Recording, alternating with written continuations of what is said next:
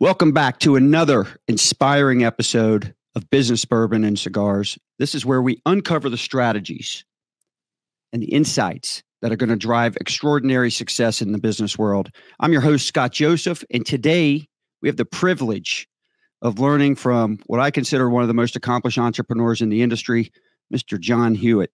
John's remarkable journey in the tax preparation industry, from founding Jackson Hewitt to Liberty Tax. He's left an indelible mark on the business landscape. And today we're going to delve into the principles and the strategies behind his success and uncover how you can develop an extraordinary strategy for winning in your own endeavors. So without further ado, let's welcome John Hewitt. Thank you, Scott. It's my pleasure. Man, absolutely my pleasure. When we talk about entrepreneurs or business owners, they're all over the spectrums. You got startups, you got very small companies, you got people that grow it very quickly, very fast. You've got people that take the slow and steady approach. Some people get to, maybe they're 5 years, 10 years in, and maybe they've plateaued a little bit. So I see this helping a lot of different people from all over that spectrum. Let's start off with, you've had an incredible career and obviously in the tax preparation industry. You found two different companies, some of the largest chains in North America. Share with us a little bit about your entrepreneurial journey and what inspired you to get into that industry. I give all the credit to my dad. And it started when I was at the University of Buffalo. And my dad had always wanted to be an entrepreneur, just didn't have enough money or time to do it. And when I was in college, he decided it was the time that he and I should open an H&R Block franchise. So he called H&R Block and said, we'd like to buy a franchise in Hamburg, New York, which is a suburb of Buffalo. And they said, well, as a matter of fact, we're going to open a company store this year. We already have a location, and maybe your son could work for us, and he could take our tax course and work for us.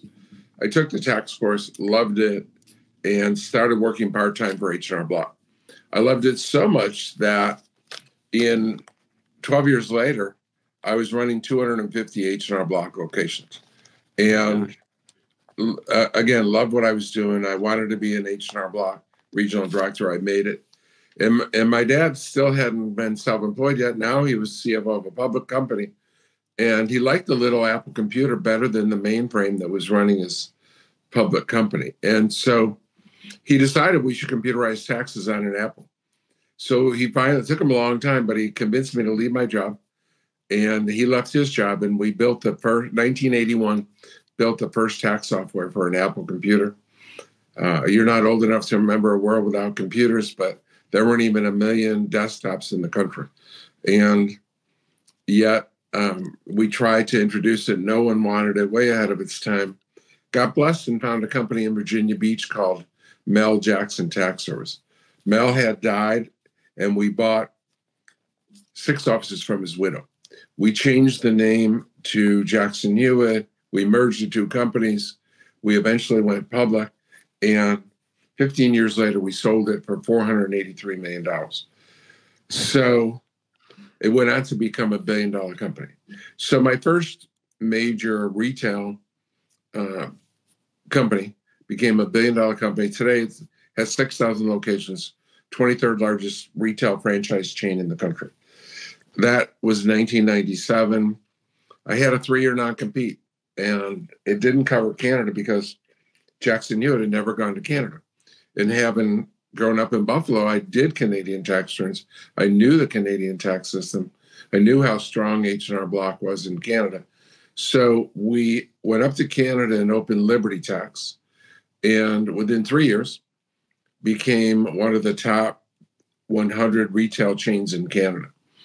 And when my non-compete ended in 2000, came back to the United States. And now I had to compete against my own name, my own company, my own people, my own software, my own system. And yet, not only did we grow faster than Jackson Hewitt, we grew faster than Jackson Hewitt and H&R Block combined. We opened 4,000 offices in 12 years, top 10 fastest growing franchisor ever. Again, we went public. Again, it was worth $500 million. So now by then I had developed two $500 million companies, two public companies, 10,000 locations combined, compared with H&R Block's 9,000. I'm the only person that's developed two of the top 100 retail chains in the country and brought in 5,200 franchisees. Again, I sold my stock and we started Loyalty Brands. And here at Loyalty Brands, we have 8 different franchisors. And the two premier industries are pets and taxes. Gosh, pets. Talk to me a little bit about the pet thing real quick. And I want to go back. I got a lot of follow-up questions to everything you just said, because man, you're sitting there telling me about your journey and my mind's spinning. And I think there's a lot of lessons to learn in there. And we're going to get into a lot of different strategies that you've applied and used over the years to have that type of level of success and growth. But real quick, talk to me about the pet thing. I'm interested in that. I know people spend a lot of money on their pets. Yeah, it's amazed me. I never was in the industry before, and we acquired a pet franchisor that was failing. They're mobile pet grooming, and they only had 4 locations. And we started bringing in new franchises 30 months ago, 2.5 years ago, and we're already up over 100. So, and we're growing by about 10 a month. And by the end of this year, we're already fastest growing in the mobile pet grooming. By the end of this year, we'll be number 1 largest pet groomer in the country, mobile pet grooming in the country. And so, I love tax. It's certain, it's death in tax. Benjamin Franklin said that 250 years ago. It's always changing. It's always evolving. It's always an opportunity. But pets is growing so fast. We're growing by the whole industry is whatever you're in, whether you're in selling pet food or dog walking or pet sitting or insurance or even picking up poop, it's growing by leaps and bounds. It's growing by 10 to 12% a year. So my industry, my tax industry has grown by 1% a year. So I'm used to slow plodding growth. But in this industry, it's spectacular growth. I have to ask you, and I know there's going to be some tweaks and some adjustments and some differences, but for the most part, are you applying a lot of the same principles, basically a proven process of what you did in the tax industry to pets? Exactly. We're growing as fast as I was growing at my tax companies, growing faster than our tax division, A-Tax, Zoom and Grumman's outpacing that growth. And yeah, the principles of customer service are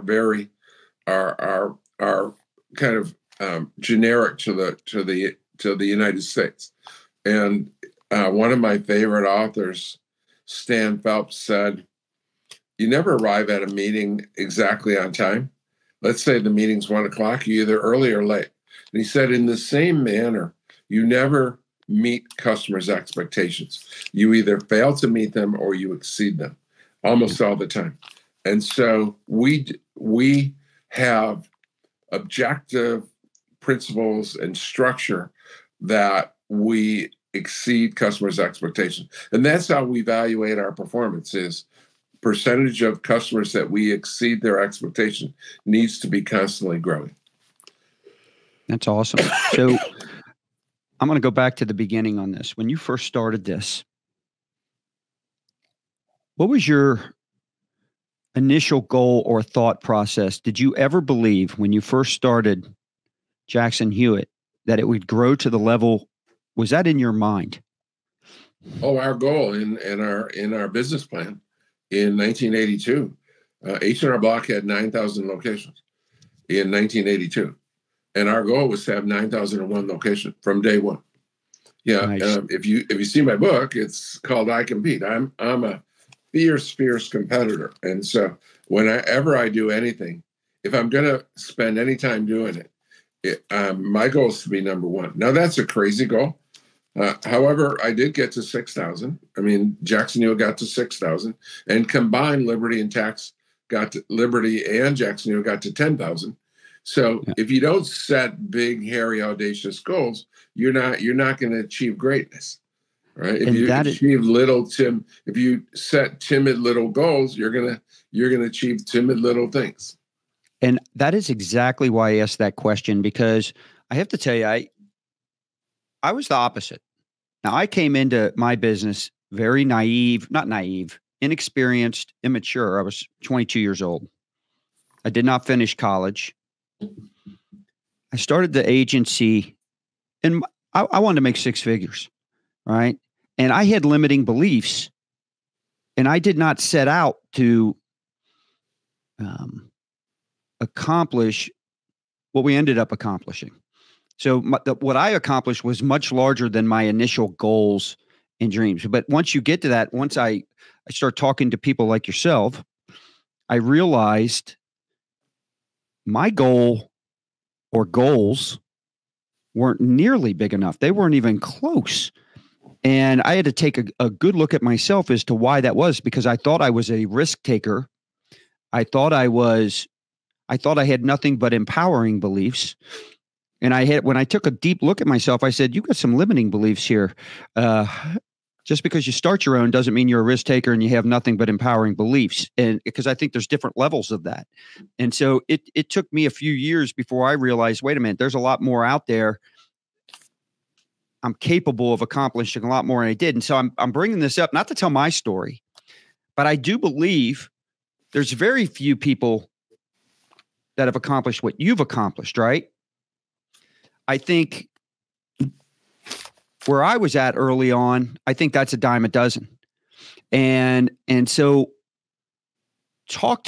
you've already, I love the part where you said about the audacious goals and stuff like that. What do you see from entrepreneurs? What is the biggest mistake they make when first starting out? Wow, there's so many things that people do wrong that it's hard to tell the biggest thing that they do wrong. But certainly they set it depends on the person, of course, right? Yeah. Some people set goals too low. Some people set goals too high. But what they fail to do is to adequately put together a realistic plan, a budget. And so they fail. I think they don't plan to fail. They fail to plan. Yeah, it's a good way to say it. So let's talk a little bit about I Compete, the book you just mentioned. And I think the subtitle you've got is, I'm going to make sure I got this right, How My Extraordinary Strategy for Winning Can Be Yours. So clearly, when people are listening to the levels of success, it's not just once. And what I love about what you're doing on the pet side and what you're doing with loyalty brands is that you're taking that same formula, this proven process, and you're doing it again. You've done it now. This is the third time. So this is not luck. Success has clues. There's a path to do it. There's a way to do it. And now you're laying it out there for everybody in this book. So let's talk a little bit about that. It offers a lot of insights, developing this winning strike. What motivated you? You've touched on this a little bit before. You said you've impacted over 10,000 people, right? Oh, I'm assuming that has, yeah. I'm assuming that has a lot of motivation as to why you may have wrote this. But what motivated you to write the book, and what are some of the key takeaways that you hope that the readers will gain from it? My goal has been, I'm obsessed with helping people and making the world a better place and giving back. So the book is an attempt to do exactly that, to change lives and give back and to help people avoid the same mistakes that I made. And I think if there's one unusual thing about my book, it's that I talk a high amount about the mistakes I made. And in most books that I've read, business books, and I'm a voracious reader, they don't talk a lot about their mistakes. They talk about their successes. So I talk about my mistakes, and in order that to help others avoid those same mistakes. In my life, in my industry, I've either made every mistake or seen every mistake. So you can learn from that. Wise people need to learn from the mistakes of others. What would you say were some? I love when I ask and I interview people, and I know you're going to give me good answers. But when you're interviewing people and you ask this question, it's always interesting. You don't get a lot of the best. What would you say are some of your biggest weaknesses when it comes to business? Yeah, and that's a good point, Scott, because Peter Drucker, my favorite business author, said people with great strengths have great weaknesses. And I've been blessed with huge strengths and huge success, and therefore if I believe in that, I have to admit that I have huge weaknesses. My several of my weaknesses. Number one is I'm zero detail, just zero detail. I'm sitting in my office. You see the picture behind me. I mean, I have about 7 or 8 pictures. I don't even know what they are, and I had this office for 8 years. So I just don't pay any attention to detail. So also one of this, I'm too. If you can be too forgiving, I'm too forgiving, and I give people too long of a chance, and I prefer that, though. I'd rather give them too long of a chance than to cut them short, and so I keep people on too long. So that's one of my mistakes. Also, I'm a poor communicator, and well, here's an example of it that I've been blessed with great intellect and great listening skills, but a lot of times I'm also impatient, and I think great entrepreneurs have to be impatient. But what will happen? You could be asking me a question, and before you finish your question, I'm interrupting an answer because I'm impatient and I think I know. Well, usually I'm right, but even when I'm right, I often don't let the person talking. I don't let the person talking to me understand that I really understood them, and so they get frustrated talking to me. So I guess weaknesses are a lack of detail, not a great communicator, impatient, and too forgiving. If there is possible to be too forgiving. So I have to tell you, I am going to be buying your book. Strictly based on we've already sent you one, Scott. Have you really? Yep. I really appreciate that. Let me tell you, I'm doing it based on this conversation because I'm sitting here, describing your weaknesses, and I'm thinking, is he describing me? The only difference between you and I, all right, is a few $100 million. So I'm gonna and I've achieved high levels of success, but not to where you are. a few dozen years. Yeah, I think I'm a little older than you think. I do remember prior to computers, I bought one of the very first Macs. Remember that little the desktop with the floppy disk, and it walked you through the tutorial of how to use it. I had that one. This was 6 or 8 years before that. So we talked about your weaknesses, and gosh, right, you're sitting there talking about finishing people's sentences and answering questions. I'm thinking to myself, my business partner with the agency with J&L Marketing, gosh, let me finish. And I'm like, I already know where you're going. So yeah, I do the same thing. That's funny. What are your strengths, though? Because obviously you clearly have that. Yeah, I think, I talked about being a poor communicator, but in one way, I'm really excellent communicator. One of the necessary skills in building, I founded a $1 billion company, and there's been less than 1,000 people in the United States that have ever done that. And then I went on and did a $500 million company that may become a $1 billion company. And now I'm on my third chance at another $1 billion company. So I have to have some good communication. And what I'm really good at is vision, and then having the ability to get everyone to buy into my vision. And that when I say everyone, that means the customers, the investors, the employees, the vendors. I'm convincing and able to get a lot of people to get in on my wagon train.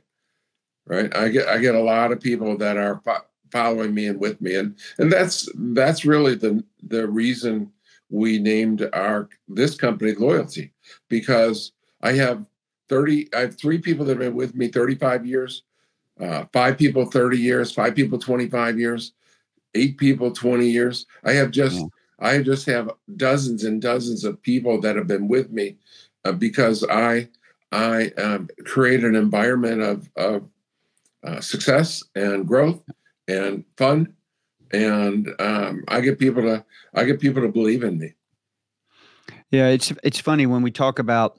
A lot of times we'll get into the topics of whether it's through our events or on these shows where culture always comes up. It's impossible to grow a great business without a great culture. But a lot of people, it's almost like the chicken and the egg thing, right? It's they think they can manufacture the culture, and to some extent you can do all the right things and take the right actions that does create that winning culture. But success also helps that, right? You can have a great culture, but if you're never winning and you're not growing and people don't feel like they're heading in the right direction, that destroys a culture, no matter what type of actions you're doing. So it goes kind of hand in hand. Do you agree with that? That's exactly what I believe. I believe that when you're growing and you're growing exponentially and setting records, and it's rah is easy. Yeah. But if you start dying, and let's say that you get to, with one of my companies, I get to 6,000 locations. I go to, over 10 years, I go to from 500 to 6,000. And then over the next 10 years, I go to 5,900, 5,800. Once you stop growing, it's almost impossible to have great culture. You have to, so growth is an important ingredient of culture. What's so impressive about what you've done, and we're talking about 3 different companies basically from the ground up. And not just saying, hey, I've built this 10 million, 20 million, $50 million company, not even 100. I mean, it is talking billions of dollars here. It's just so impressive. I guess where I'm going with this is, let's talk a little bit about entrepreneurship. A lot of times I get into circles and we're talking and debating entrepreneurship versus intrapreneurship, right? So in your opinion, do you believe everyone has the ability to be a great entrepreneur? Let's talk a little bit about that. Share your kind of belief system on that. Yeah, I'll do you one better. It's not a question what I believe. Remember, I brought in 5,200 franchisees. That's right. Right. Who thought they were all going to be great entrepreneurs. But so I have a lot of experience in this. And 1,000 of them became millionaires, and 1,000 of them went out of business, and the rest were in between. So 1,000 of them were not met. And the number one reason that those 1,000 left my companies over the years is they weren't meant to be entrepreneurs. Yeah. In this country, 75% of Americans think they want to be self-employed. But it turns out only about 1/3 of them are right, that most people can't be self-employed because they're not risk takers. And as soon as they hit adversity, and everyone hits adversity. I've never met anyone that got to skate. God puts adversity in front of everyone. So everyone hates adversity. And when adversity comes, they lose it. So they're not risk tolerant, or they're not self-starters. When you're self-employed, no one tells you got to be at work at 8 a.m. You got to be telling other people to be work at 8 a.m. You got to be there at 7:30. So no one tells you what to do, and you have to. So there's lots of elements of being self-employed that people don't think about until they actually get self-employed. So yes, I've seen it thousands of times where people stepped out, and 20% of the time they were wrong, and they go back and get a job where they belong. And God bless them. It's it's probably wonderful that they tried. It's always as Wayne Gretzky said, you never make a shot that you didn't take, right? Yeah. You can't score if you don't shoot. I think when people go into becoming business owners, entrepreneurs, whatever, sometimes the ones who don't make it, I think, truly underestimate, or maybe they're just naive to the fact that of what it really takes in terms of the effort and for lack of a better word, the grind to make this happen.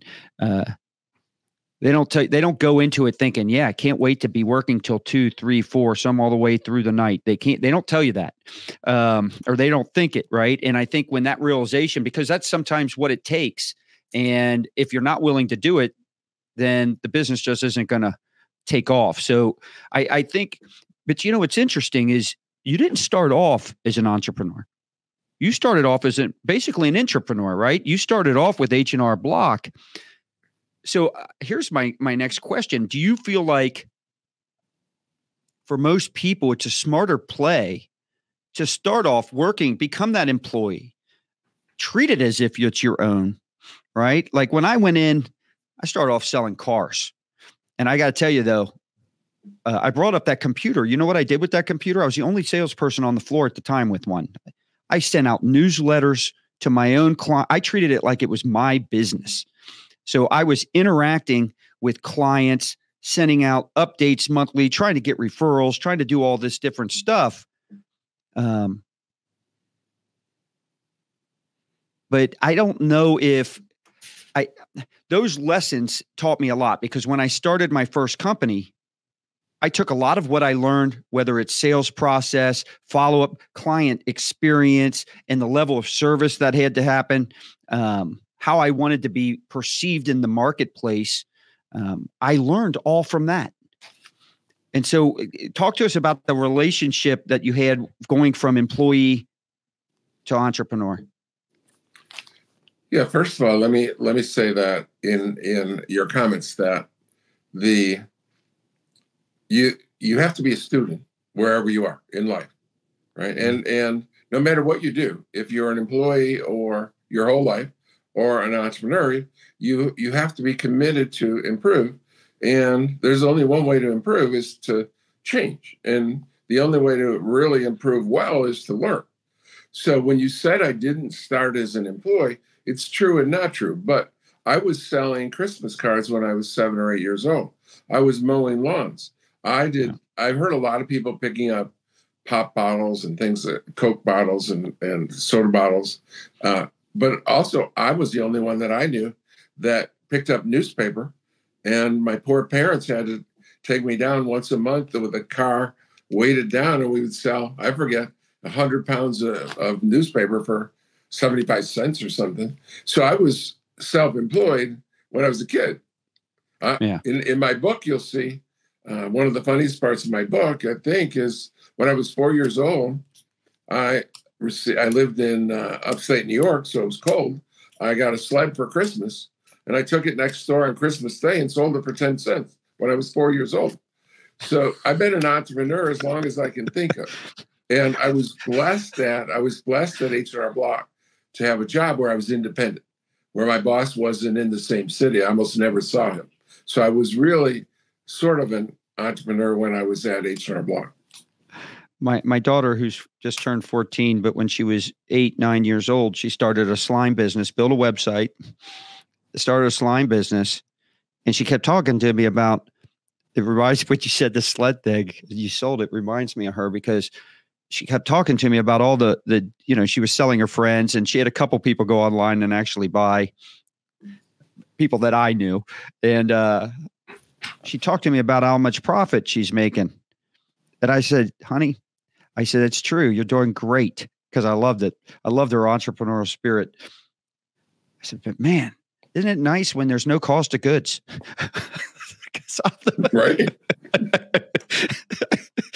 So, all it did was make my house a mess. All it did was make my house a mess. And I kept having to buy, she wanted to buy these big mixers. I mean, I said, we're not investing capital. You're going to keep going the way you're going. Let's go back to your book, I Compete. It emphasizes it emphasizes the importance of having an extraordinary strategy for winning. And that's really what we want to focus on today. Share with us some practical tips, all right, that people can walk away from this discussion you and I are having right out of the book that our listeners can apply to their own businesses or ventures. There's so many tidbits in there, and there's, I have, I believe, about a dozen novel theories. But one theory that's not novel, but is incredibly important, is Tom Watson Sr. said, one of the founders of IBM, he said, give me 100 people with great attitudes or 100 great engineers. I'll take the 100 people with great attitude, because you can teach engineering and you can't teach attitude. And boy, do I echo that. I've made the mistake in my 55-year career of trying to change 100 or 200 people's attitude. And you know what? You can make a pessimist or someone with a bad attitude, you can change them for a day or a week or a month, but they pop right back. And you just can't. Attitude comes from within, right? Attitude comes from within. And so one of the most important lessons I can share with the listeners is hire for attitude, not skills. Hire for attitude. And so I learned that lesson about 35 years ago. And the first thing we do is, and you mentioned culture, and culture isn't talked about enough. Yeah. The key, when you think about great companies in the same industry versus horrible companies, and I got to say, I don't mean to be mean, but Kmart's a horrible company and going bankrupt. And Walmart's an incredible company that's making money hand over fist and the largest employer in the world. And Scott, what's the difference between the top team at Walmart and the top team at Kmart? I can assure you they're not smarter. They're not more educated. They're not more experienced. What they are is they have the right attitude and they create the right culture. So culture is something that isn't paid enough attention to. It should actually be a balance sheet item. You have your cash and your equipment, and you should have culture on there, what your culture is worth. And you said it earlier, that's absolutely true. You can't have a great company without a great culture. So with Me Plus Ultra, which it sponsors this podcast with Business Bourbon Cigars, we also do two keynote or flagship, I should say, events, leadership retreats, where we do true mastermind breakout sessions. We call it Business Bourbon and Cigars as well. And it's interesting because this one coming up in March, we've got the common thread that will go through all mastermind sessions is going to be about accountability and culture.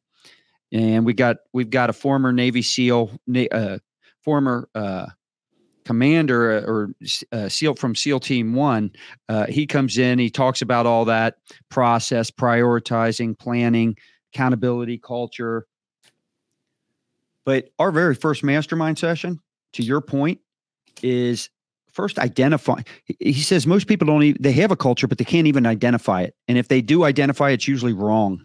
So we're going to identify our culture. What is the culture we want? And then what are the action steps and how do we prioritize and plan to get it there? Exactly. And I learned, for example, on culture, I'll give you another lesson. I was in church 30 years ago, and the minister said, everyone sins every day. And I said, wow, I get that I do, but he admits he does. Yeah. And it didn't occur to me until about 3 months later, I had an epiphany thinking back on that lesson, that what he's saying is we all violate God's principles every day. Yep. But my company has principles. We had our dozen principles. And if it occurred to me that if we're going to violate God's principles, we're going to violate our company's principles. Oh. And so we need to go to extra lengths. And certainly as the leader, you have to be the number one advocate and proof of the principles. But so I created a system, and we called it Mission Moments, where we printed our 12 principles on pets and a tear-off pet. And and put it blank for the name. And if you saw someone doing something well that upheld our principles, you would write them a mission moment. And if you saw someone doing something that wasn't according to our principles, you would give them a mission moment. And I don't know any company that's ever done that, but that's the importance of keeping up you have to understand, if we're going to violate God's principles every day, we're going to violate our company's principles. So it's a fight. It's a fight, and you got to just continue to fight that good fight. One of the things we do with our core values, first off, at least with ours, they're not things that can be taught. They're virtues. And to your point, the behaviors and the attitudes, and I want to hire for that. I can't teach a winning attitude. I can't teach someone that's just got an inner drive to produce great results, and always have that right attitude, and they're innovative, and they're honest. And it's not that, to your point, we violate our principles, whether we're sinning every day or we're violating our company principles. Constantly when I'm in front of the company and I'm telling them, we're not this every day, but when we're at our best, right? When we're at our best, we're humming and it's centered, and you can identify these core values easily.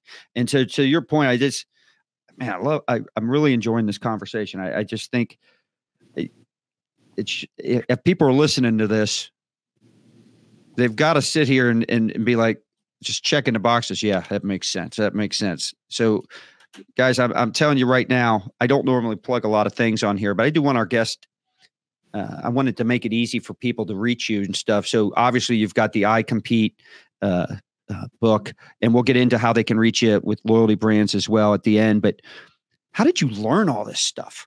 Like mastermind groups? Was it mentors? What did you do along the way?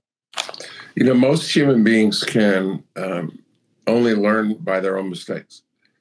And they say smart people learn from their mistakes. I don't know that many smart people. And they say wise people learn from the mistakes of others. I wish I was more wise and had learned from the mistakes of others. But I'm a fanatical competitor. And in order to compete, I know that my company has to have the number one quality system in that industry. And I don't just learn and Sam Walton said this in Made in America, his book that he wrote, 40 years ago. He said, you don't just learn when you're at your competitors. And Sam Walton was caught many times over in Kmart, studying the shelves, taking notes, taking pictures. So he was caught by the competitors, learning from the competitor. But he said in every consumer experience, whether it's at a hotel, an airplane, a restaurant, whatever, you need to always be learning. And I've learned so many lessons in so many different industries. But I'm constant, because I'm such a fanatical competitor, I'm always committed to improvement. Yeah. The Kmart should have spent more time over in his stores. Exactly. Looking ahead, what excites you the most about the future of, entrepreneurship? What trends, developments do you believe are kind of going to shape this industry in the coming years? The franchising as a whole, I'm concerned with. I wouldn't say I'm excited about the growth of franchise. What's happened, Scott, is over the last 20 years or so, too many companies start franchising because someone thought it was a good idea. So they go out and try to franchise. They have this great business, and their friends say, I want to do this, and you should franchise this. And so the wrong people end up franchising. So what I see in franchising is too many successful mom and pops. Yeah. They try to become franchisors. And what they lack is they're not good at it. And they need to keep their mom and pop business because it's been throwing off hundreds of thousands of revenue to them. So they need to live on it. So they have a foot in each camp, and they're not even good at franchising. So in this country, there are 4,000 franchisors. To be in the, I don't know, have you studied franchising a lot? I have Are you not. an expert? Okay. I am so not. let me say this, that to be in the top 50% of all franchisors, you just need 20 locations. Oh, wow. That's horrible. I would have assumed that was much higher than that. For 25 years, I did 20 a month, 250 a year. And I had 10,000 locations, and I brought in 5,200 franchisees. They have 20. So you have to be real careful. So I have to say, when you ask me, what am I looking forward to the future? I'm not excited about that trend at all. I think that I'm concerned that too many people are dabbling in this successful. When you had the gold rush in the 1800s in Northern California, I mean, the first miners did pretty well, but it's sort of a Ponzi scheme, right? It's sort of a Ponzi scheme. The last ones in get hurt. So I'm not optimistic about. I wish I could be, but I can tell you this: if you join a excellent franchise system that's proven, that has a proven model and is replicable and has happy, successful franchisees, then it's a great way to grow. And I've seen thousands of people become millionaires doing that. But you've got to be careful. You got to be careful to have the right group of the right leadership and the right franchise system. How much time passed between when you ended your relationship with Liberty Tax and moved into the loyalty brands? 5 minutes. So literally, was that you were already thinking about the next thing? Yeah, I'm always thinking. And as you know, when you're in, take a course. If there was a course called Entrepreneurship 101, it would be that we have too many ideas, and so we try to do too many things. We're not focused enough as great entrepreneurs. So you have to fight that. True entrepreneurs that really that have that spirit have too many ideas. And so I'm always thinking, 24 hours, as long as I'm awake, I'm thinking about business and success and improvement. You've talked about the 3. Have you started any of them that have failed? Yeah, we had relationships we've entered relationships with some of our franchise groups. And, one of talking about the mistakes that I've made, I thought when I partnered with a franchise group, and I've learned this lesson that I was just saying about entrepreneurs. What happens is I partnered with entrepreneurs and I said, well, look at all the things that John Hewitt and Loyalty bring. I know how to grow. And they only have 10 locations. And I know how to grow. And plus, I know hundreds of thousands of people around the country know who John Hewitt is.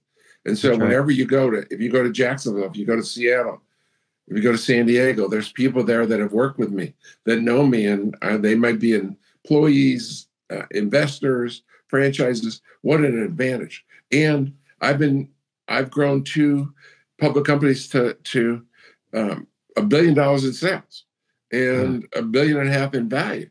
I know how to grow things, and I know I can mentor these people. And what I found out is they don't listen. They won't listen to me. So.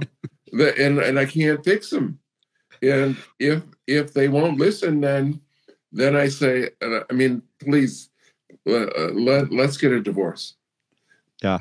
So I've had to divorce a few of them because they just won't listen. And if you're not going to listen to me, I'm totally frustrated. I mean, why did you partner with me in the first place? You recognized when we partnered that I brought something to the table. But then you don't listen to me, so it's a total waste. And, I ran into a woman at dinner on Monday in Miami, an immigration attorney. And she was so impressed with me. She said, she's about your age, and said, I would love for you to be my mentor. I have offices in 4 countries. I'm opening in Spain next. And she was born in Bolivia, Hispanic. And I said, well, I will mentor you. But as soon as you stop listening to me, I'll stop mentoring you. Yeah, because it's a waste of time. You're wasting everybody's time. Right. Where are you located? I know I see the boat picture behind you. So yeah, Virginia Beach. Okay, so nice. All right, so you got the water. Do you boat? I don't have time. All right. You probably answered. You probably answered this next question. Do you golf? I don't have time. I used to golf until I took Jackson Hewitt Public in the 90s. And then in Virginia Beach, you have to get a card. And so it's not even exercise. You hit the ball and get in the card and drive. And then you get out and hit the ball again. Then you get in the card and drive. So it's not even there's no excuse. So I'm a tennis player and soon to be a pickleball player. Yeah. So I want 3 different companies real quick. Huge. And that's why I want to focus in on real quick. Where does that vision, what clicks in your brain to where you see that and you're like, I can take this model and it would apply perfectly to this vertical. I can use the same process formula and it's ripe for it. It needs it. It would disrupt it. How does that come to you? What's that look like? If you can describe it. Well, first of all, it has to pass this test. We have to have a proven model. And then I have to look at the model and can you make this replicable by someone with just a high school education? Because if it needs PhDs, if it needs MBAs, if it needs Einsteins, then there's only so many of them and they're already too busy for you anyway. So in bringing in 5,200 franchisees, there's a lot of normal people, right? Who haven't had massive success and they're not the smartest guy in the room. They're not the most personable person in the room. They're not the best salesperson. In fact, the number one reason people join a franchise is they can't sell. And so they need us to help them sell. So it has to be a proven model that I can teach to other people, that I can teach to my 17-year-old high school student. If I can teach them how to run this business, then I know I have something that's going to scale. I hope every single business owner, whether they're a franchise or trying to become a franchise or not, I don't care if it's mom and pop, listens to what you just said right there in terms about a proven process and because if you're able to get someone to follow your process, by the way, that's not in your full-time employee. You're not working with them in the office nonstop all day long. If you're able to do that, then how is it that business owners can make the comment, I can't get my people to do that? I can't. I mean, to me, that's an accountability and leadership issue. Absolutely. And it has to be, you're right, it has to be done from afar. They can't be sitting at next to your elbow and you guiding them all the time. That's a waste of time for both of you. All right. So for our listeners or people who are watching this that are eager they want to learn more, they want to get in there and explore the resources that you might offer with Loyalty Brands, how can they find you? I'm easy to find. It's John, John, at loyaltybrands.com. And I'll be happy to send. I've already sent you a book. If someone sends me their address at john@loyaltybrands.com, I'll be glad to send them a free book too. Wow. All right. So if everybody's listening or hearing that, reach out to John right away. Blown away by this episode. I can't tell you how much I appreciate it. Enlightening conversation. This is exactly what we want when we talk about the business bourbon and cigars thing here, and what we want to bring to the audience. You delivered, 10 out of 10. I mean, it was awesome. So a big thank you to John Hewitt, everyone, for sharing his invaluable insights and strategies for developing an extraordinary strategy for winning. I want you to make sure you visit loyaltybrands.com where you can learn a little bit more about John's work, discover how you can unlock your full potential as an entrepreneur. And as always, don't forget to subscribe, share, leave a review if you found this episode valuable, especially those 5-star ones. Until next time, keep striving for excellence and win big. Cheers.